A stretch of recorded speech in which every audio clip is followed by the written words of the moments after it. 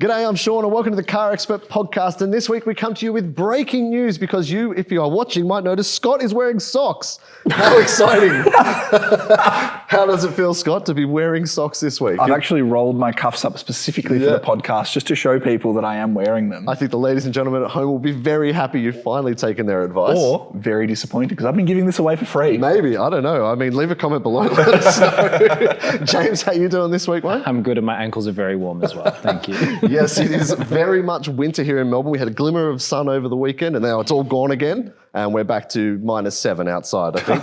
But we're here to talk about some hot deals because Australia has a new cheapest car. And that's what this episode is all about. It's about Australia's cheapest new cars. Funnily enough, it's not the MG3 anymore. It's been kicked off the top step by itself. Yeah, it kicked itself off, I think. Kickflip off the top step. A little bit, but now it is a Kia Picanto. Kia have taken the top step, or the bottom step, depending on how you want to look at it, for Australia's cheapest new car with the Picanto. I mean, it is an old car now. It's been around for a while, hasn't it? It has, but it's been updated pretty significantly this year, actually. Kia has given it a couple of overhauls in Australia, and this most recent one brought some new safety equipment, a face that makes it look like a monster from Doctor Who, and some new interior tech.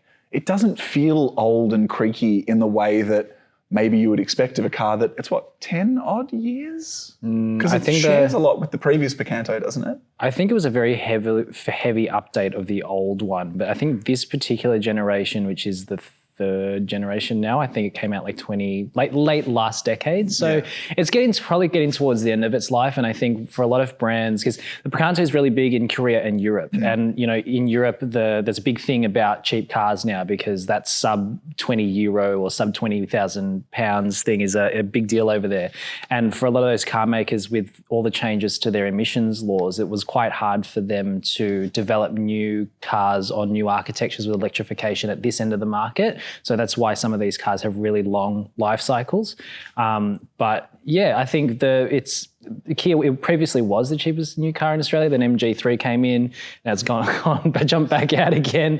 And I think for Kia, they're probably really happy just to have that part of the market to themselves again. I mean, it's 18,990 drive away, and it That is for a manual though, which not many people are buying. No, so I think the auto is 21,290. It's like right on 20, yeah. Yeah, but I mean, if you look back sort of 20 years ago, like that's an expensive car compared to what was around then. Yeah. Nowadays, that's quite a cheap car. But I suppose if you're a first new car by a young person or maybe a retiree looking to downsize, the Picanto offers a really good package, 7-year warranty, good little infotainment system, 5-star rating, I believe. 4-star. Or it actually might even be unrated. I think it's expired at this point. Yeah, it's probably expired, yeah. Okay, but we'll gloss over that bit. But look, I mean, fundamentally, it's a car that's going to be running around the city and it's great. It's tiny. It gets in lots of spaces. Is there an Australian Open edition coming back just for you, James? Do you know? I don't know if they're making another one, but that last one they had where they put in the X-Line pack, so it looked like a little SUV. I thought that was really cute.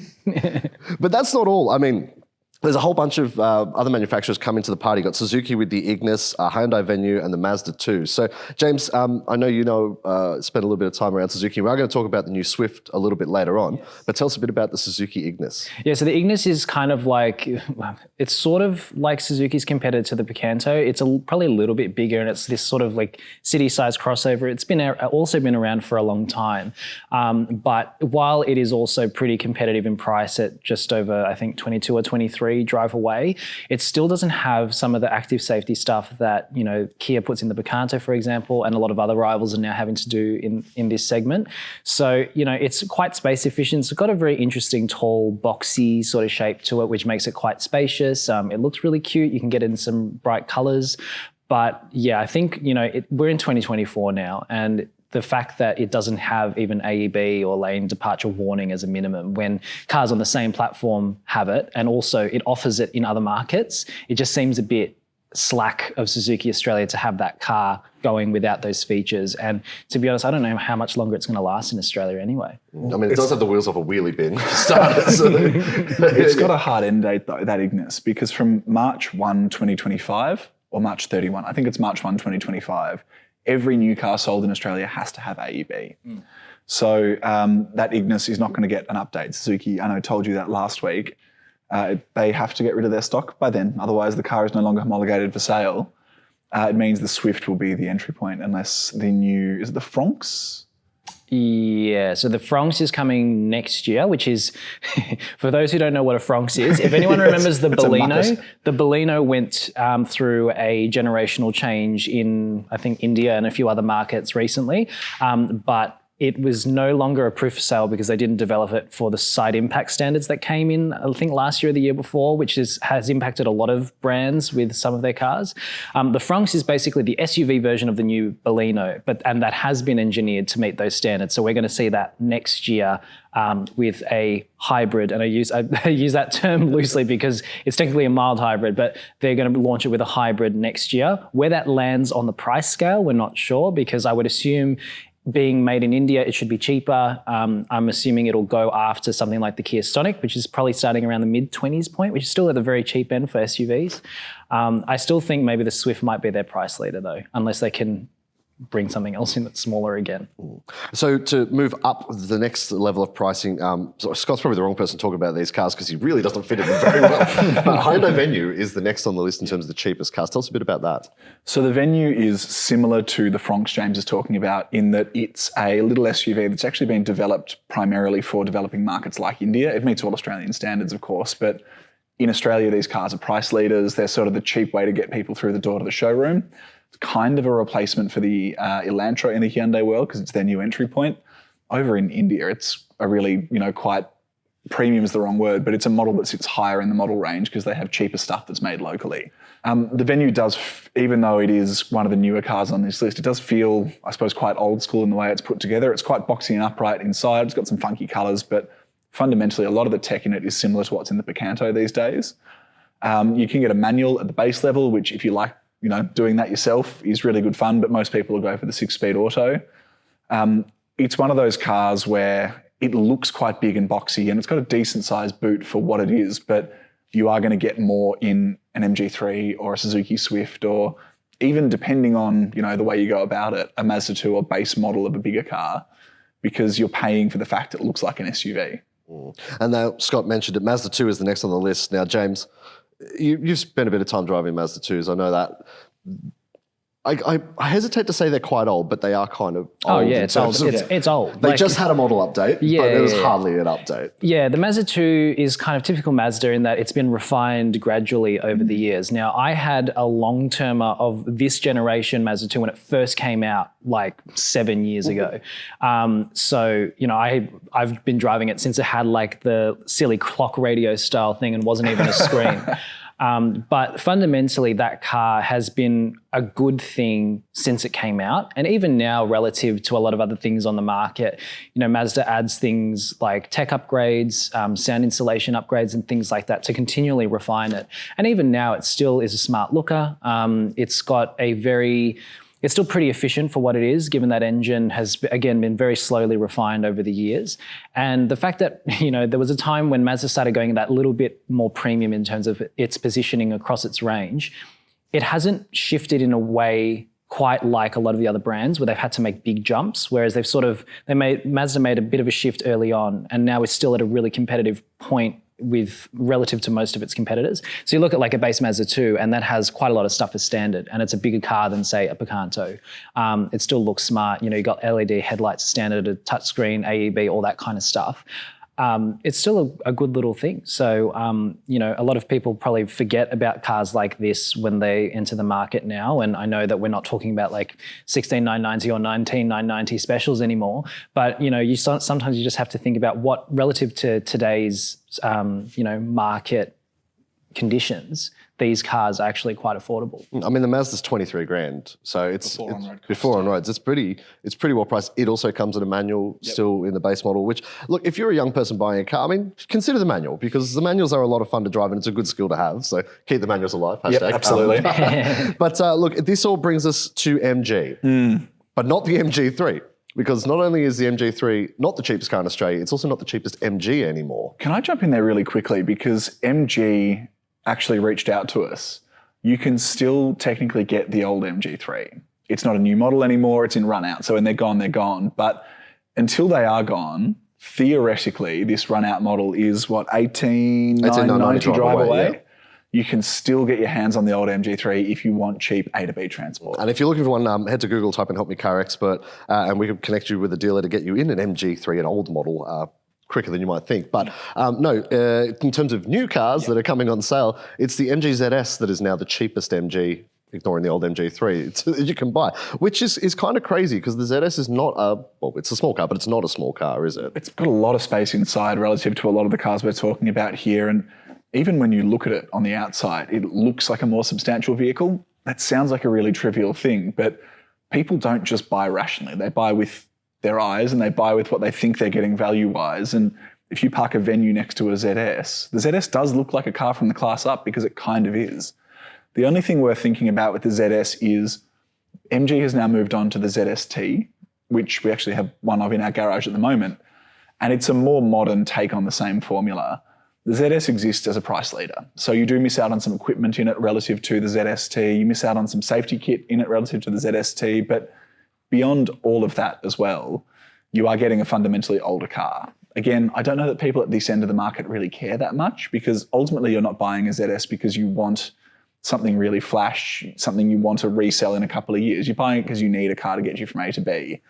But it is worth looking at maybe, I suppose, the ZS alongside a ZST or the ZS alongside even a new MG3 to work out whether you need that extra space or whether the new tech in the 3 is worth it. And that's where it brings us to the MG3. Now, it was the cheapest car. It is now much more expensive. It's $5,000 more expensive for the entry-level model at $23,990. So it is about $1,000 more than the Mazda 2. But it's coming with a lot more kit these days, isn't it? Absolutely, yeah. MG's done a really good job at making that car, bringing what was a very old underpinning and, in tech-wise, it was quite far behind some of the leaders. Whereas now it looks really fresh. It almost looks European. And it has quite a lot of stuff from the base level. And then now it also has the option of the hybrid. I was a bit surprised to see it priced the way it is because I still think, we'll get onto the Swift, for example, in a moment. We've talked about some other competitors in that end of the market. The fact that MG has now almost become, a premium proposition relative to some of the other Asian players. Because traditionally, you think Chinese, that's going to be cheaper, right? Whereas you've now got Japanese and Korean options that are cheaper than it. Now, yes, tech-wise, it is a lot newer. It's obviously, I'm assuming they're aiming for an updated, like a new ANCAP rating or something like that, which will be a great thing to have on that nameplate. But yeah, I was quite surprised to see the positioning of even the base petrol, which is, $23,990 plus on roads. You're in the high 20s once you get that in your driveway. I mean, if you look at the top spec now, it's 30 grand, but it is a hybrid. Yep. The entry-level hybrid is 27,990. So that means in terms of hybrids, it's quite cheap, but in terms of hybrids, it's also quite basic, I suppose, as well. So MG's positioning with this car, and MG CEO in Australia, Peter Chow, gave a really good interview with Will, who's our news editor. And he essentially said, we want to offer a car for everyone. So 20 to 30 all the way up to 100 grand plus with the Cyberster. This MG3, instead of being cheap transport, they now want to be a cheaper alternative to the Toyota Yaris. And at $23,990 before on roads as a starting price, you are significantly cheaper than the base Yaris because Toyota doesn't do a petrol-only model anymore. Even the top spec hybrid MG3 undercuts a base Yaris hybrid. And although the Toyota badge carries some weight, the amount of equipment you get in that Yaris is very different to what you're getting in the MG3. So although it is a more premium proposition, I also think it looks fantastic in person as small cars go. It is also still, I suppose, rather than competing purely on price, competing on size, on equipment, and then the price being thrown in as another factor as to why you'd choose it compared to a different competitor set now. So look, it's loaded with tech now. It's got a new infotainment system. It's got heaps of active safety. It has a spare wheel in the petrol models, which is pretty good. Unfortunately, not in the hybrid system, which just has a goo kit. Yeah, which is where the battery, unfortunately, eats up that space. It is a tiny battery. Now, the weird thing about it is it's a 1.5 litre 3-cylinder, and in the hybrid, it has a 3-speed automatic. So we've gone back to the 60s here with the automatic transmission, but sort of. But it is, it's designed for efficiency because the claim is 4.3 litres per 100. Yeah. Have we seen that number anywhere yet? I know that Matt Campbell did a review for us up in Sydney. He got about 4.8. Do you think 4.3 is achievable? I'm sure it would be with more city driving. And I think a lot of these new hybrid systems, they're being developed purely to maximize efficiency in town. If you look at the breakdown between the MG3's fuel consumption figures across different environments, I think the urban figure is something like 1 litre per 100 Ks, because the battery is big enough and the electric motor is powerful enough that in those kind of scenarios where you're just in stop-start traffic, it will very rarely turn on the petrol engine. So I think what we're seeing here is that it really depends on your driving environments or driving habits. I think with hybrids, obviously, most people live around the city, and you think about a car like this, it is a city-focused car. But if you're going to be spending lots of time on the highway, you might not be seeing those figures. And, Matt Campbell lives out regionally, so he's probably spent a lot of time on the highway and that, which probably bumped his figures up a little bit. But if you're, stop-start Melbourne, Sydney traffic every morning and every evening, I imagine that this will really help you cut down your fuel use. Now, you mentioned the Yaris. The Yaris used to be a $16,000 car. Yes. Not that long ago. Yeah. It's now quite a lot more expensive. Where does the Yaris fit into all of these things? Because it used to be the cheap car that you go and buy if you want a little car. Yeah, look, the new Yaris I find quite challenging. At the top end, it now crosses over with a base Corolla hybrid. And the Corolla hatch, even though it's a much smaller car than before, still has a better backseat and boot than a Yaris. I think the other thing with the Yaris is Toyota has done, I think, a lot of work on making it interesting inside. The design is interesting. Even the cheap sort of clock radio dials look quite cool. But fundamentally, it's not as far ahead of the competition as it used to be. Even if we looked at the start of this year, it went head-to-head with the Mazda 2, which is fun but doesn't offer a hybrid and is quite old, with the old Suzuki Swift, which wasn't all that well priced, and then with the old MG3, which was cheap but not all that cheerful and, not particularly modern. That game's moved on really, really quickly. The new Swift is very sharply priced, as James will get to, and offers a mild hybrid. And the MG3 has taken a huge leap forward. The Yaris now feels a little bit lost in a way that maybe it didn't previously. The caveat to that is there are plenty of people who, there's a Land Cruiser for dad, a RAV4 for mum. They're going to buy the kid a Yaris. And Nan. And Nan, yeah, exactly. And there's plenty of people who've owned Toyotas their whole lives and still want to move into a Yaris. So I can understand why you'd buy one. It still is comfortable and fairly refined and very efficient. But if you are shopping purely on the merits of what's offered, it's not, I suppose, in clear air the way that it was even 6 months ago. The cool thing about the Yaris is you can get a rally homologation special, which is yes. very cool. So MG, if you're watching, do an X-Power, yes, please. Hint, hint. Rally homologation special MG3. That would be kind of cool. Great fun. Okay, but we've mentioned a bunch of times. I think we just get on to talking about the Suzuki Swift, because the Suzuki Swift is cheaper than the MG3, and it is a hybrid across the range now. Yes. But it's not a hybrid like a Yaris or an MG3 is. So let's just get that monkey off the back. How does this hybrid system work compared to the Yaris? Yeah, so the Suzuki's hybrid branding is sort of like what we've seen with Subaru, in that it's a mild hybrid, but it's not. But it's being branded as a hybrid, and it's kind of a hard thing to explain, because a mild hybrid is traditionally, a smaller battery with, an integrated starter generator that extends the stop-start effectively, or will shut off the engine when you're coasting. The difference here, and this is potentially why Subaru and Suzuki use the hybrid branding, is because the starter generator actually assists the motor. It's not just a bigger battery, for example.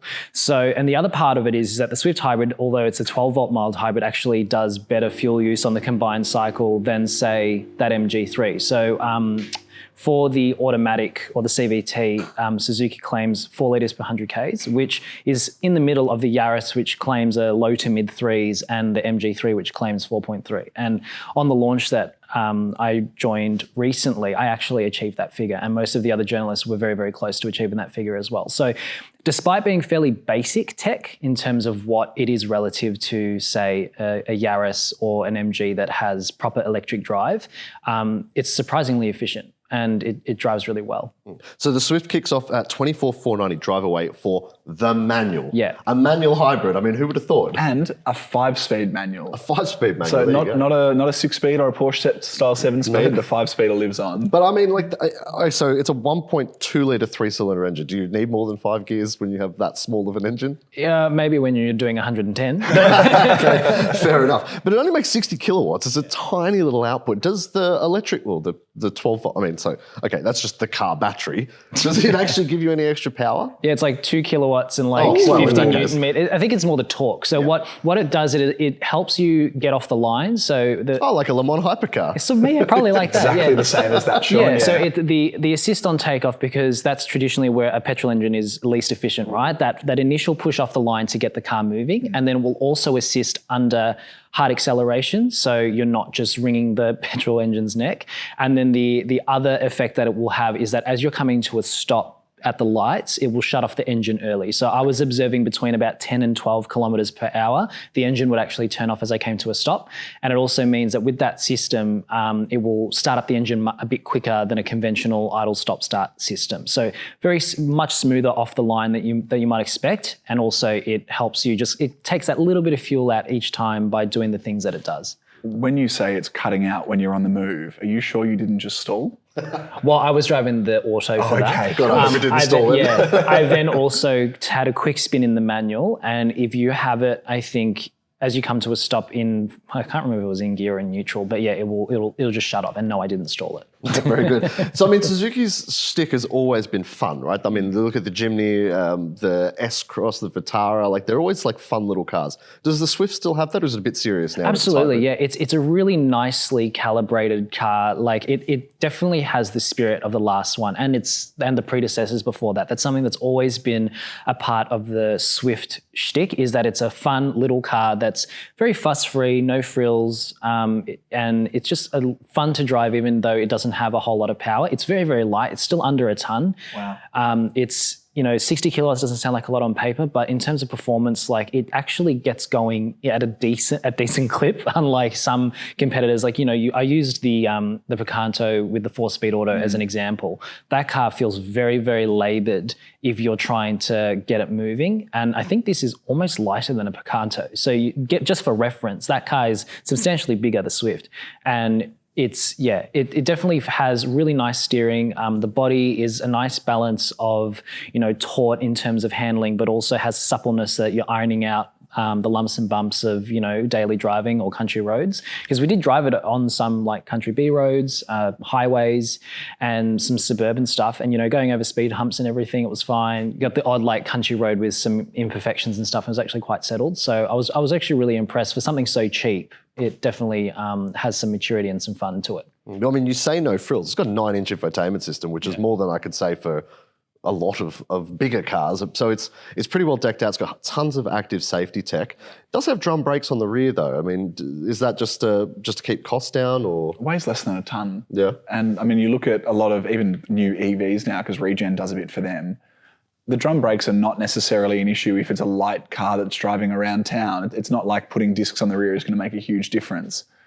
Yes, it doesn't look all that great, I suppose, if you go cost savings, but I would be very surprised if Suzuki owners hopped in and realised there was a difference between the car with drums on the rear and a car with discs on the rear. Now, I do have to say, it looks fantastic. I think it is one of the best looking small cars out there. What are reactions? Because you put some stuff on social about it and stuff. What's the reactions from the public been like? Are people liking it? I think so, yeah. I think the stuff that I put out on the launch, I couldn't really talk about pricing at the time. So I got a lot of questions about that I wasn't able to answer at that point. But it comes in fun colors. It's got, good range of features, as you say. I was really surprised with how much tech they could pack in from the base level. So all models get that 9-inch screen. It's got navigation, wireless Apple CarPlay and Android Auto. It's got AEB, lane keep assist, lane centering actually, and adaptive cruise all across the range. And then the mid-spec model picks up blind spot monitoring and rear cross traffic. But, for a car that's effectively 25 grand in your driveway, that's a lot of stuff. LED headlights as well, which is something that even the base MG3 doesn't have. So they've managed to pack in quite a lot of stuff. So from a value perspective, it's a really nice balance of, basic levels necessities, and you've got safety stuff in there. You can have really good fuel consumption, and the Swift has a really good backseat, not a huge boot. So if you need to carry around some friends every now and then, it can do it. Make sure they're small friends. Well, yeah, like I fit in there okay. I'm not sure about Scott, but I don't fit in much backseat very well. Yeah, so Scott can go in the front and I'll go in the back seat. I mean, we didn't mention the auto starts at $26,990, which is $1,000 less than the MG3 auto. Drive away as opposed to before on-road costs. Yep. So it's actually It's a lot less. It's about the same. So basically, a base Swift Auto is about the same price as an MG3 petrol drive away. And when you look at the fuel claims between the petrol MG3 and the Swift hybrid, the Swift is markedly more efficient. So that's something that it has in its favour as well. All right, it's time to lay your money on the table. Okay, so we're going to run through all the cars that we've just talked about quickly and find out which one you guys would pick. So Kia Picanto, Suzuki Ignis, Hyundai Venue, Mazda 2, MG3, you pick your spec, I don't mind which one. Yaris, we talked about, MG ZS or the Swift. Out of those, what is your pick of the bunch?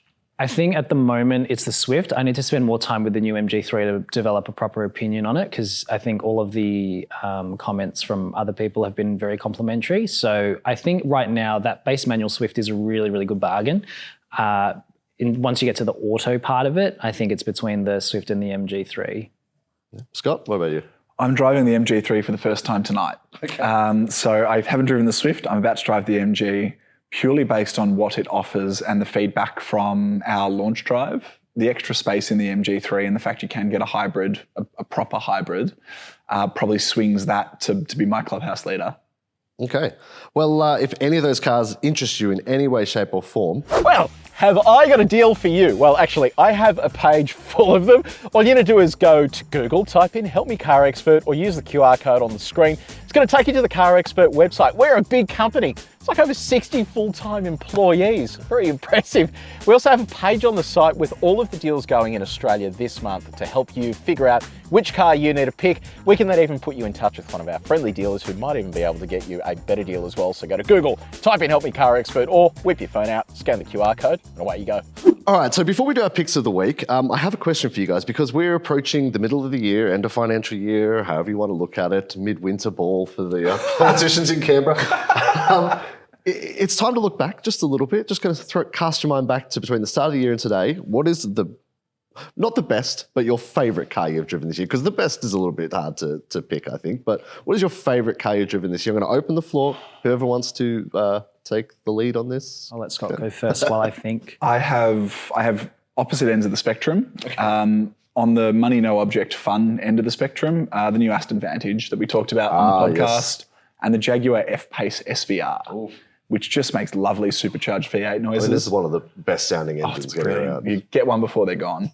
At the other end of the spectrum, we had a Kia Picanto manual through the office. Okay. I would still buy the other cars we've just talked about over it, but there was something really fun about just bashing around the city in a proper base manual hatchback. And I really enjoyed driving that too. I want to give you some homework. After this, after we finish recording this, jump onto our website, insurance website, and do a quote on Aston Martin Vantage and see if the insurance costs more than a Picanto. I want to know. I reckon you could buy, doing some very rudimentary maths, 5 times 20, probably 25 or 30 Picantos for the price of a Vantage. I mean, that's one for every day of the month, pretty much. There you go. All right, James, what is your favourite car you've driven this? Your cars, I suppose? Yeah, well, I think whether it's my favorite car or not, but the best experience I've had this year is probably I had the updated Mazda MX-5 recently and just really fell in love again with that car, being able to just a really slick manual transmission, a really well-balanced package in terms of performance, handling, and all of that kind of stuff. And there's just taking it out on a sunny autumn Sunday, roof down, just tearing through like a nice mountain road. That was just one of the things that I love about driving is an experience like that. So that was probably like one of my favorite cars that I've driven this year, and it's been around forever. So so cheap and cheerful motoring is not dead, ladies and gentlemen. As it turns out, it's almost better than an Aston Martin Vantage. Certainly exactly the same. Wow, there you go. Okay, well, let's move on before we get pitchforks thrown at us to our picks of the week. James, I'm going to throw to you first. What is your pick this week, mate? Yes, I'm going to take Sean's thunder and have a motorsport reference this week. But I came across, there's something that they do at the 24 Hours of Le Mans every year where kids get out in these little tiny cars and they go out and race up the straight and then come back or something like that. And they have all these little replicas. Not the Mulsanne Straight, just to be clear, because that would take too long. Yeah, that would take a little while. But they have all these little replicas of everything. There was like a GT40 in this video, a Shelby Cobra, like old Ferrari speedsters as well. And it's just like the cutest thing because they get out in their little race suits. They've got helmets helmets. Some of them get out with their parents or a sibling or whatever. And it's just so funny watching all these little cars race up the straight. So that was a really fun thing to see this week. There you go. Well, unfortunately, Help Me Car Expert can't help you with acquiring one of those for your 6-year-old. No, but I think you could fit in one short. I probably could. I'm willing to try it. I'm willing to give it a go. Scott, what's your pick this week? I've also gone motorsport theme, but not Le Mans.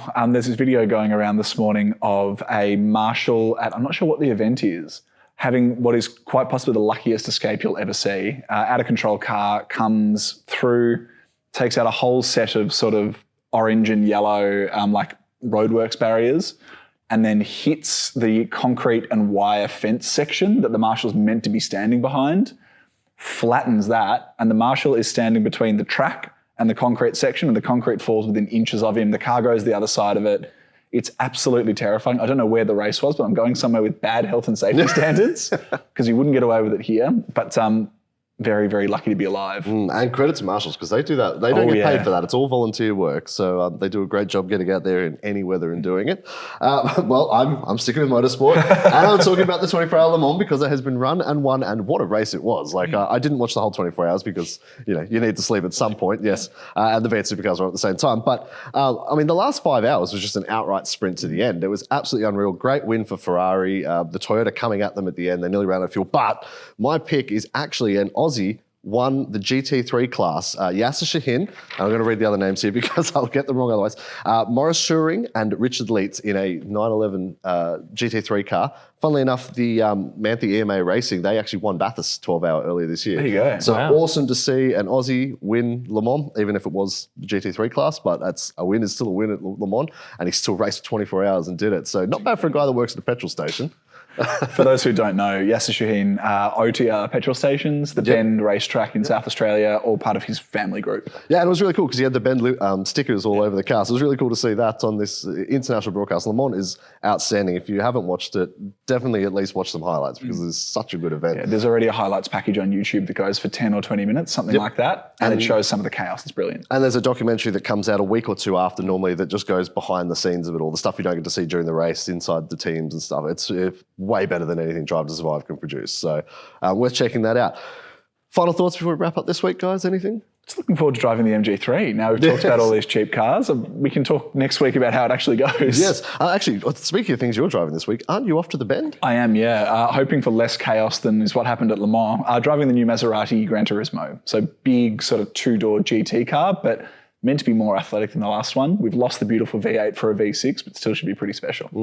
Look, the thing with Maseratis, they always sounded like filthy. It was the dirtiest sounding V8. So I'm very curious to hear whether this still sounds any good, because I think that's like Maserati, they break down all the time, but they sounded great. Allegedly, yes. But they did sound fantastic up until the point when you had to call the tow truck. So potentially. Let me know how it sounds. I'm really curious. James, what are you up to over the next week? I'm just glad that we're able to talk about like fun, cheap cars again, because I think that's something that we've done as industry people for a really long time. Is we've always been at like the premium levels and all that kind of stuff, and we talk a lot about SUVs and utes that are at a very particular price point in the market. And the fact that we're talking about $20,000 cars again that are actually viable options for a lot of people, I think that was really cool. So hopefully we see more of that. Well, that brings us to the end. Please leave a comment. Let us know which of the cars, or is there another cheap car that we didn't talk about that you would pick, or have you bought any of them? Leave a comment and let us know. Leave a review if you're listening to us on the audio platforms, and in the review, tell us which one you would buy. This cheap and cheerful motoring is not dead. It is great news to end this week's podcast on.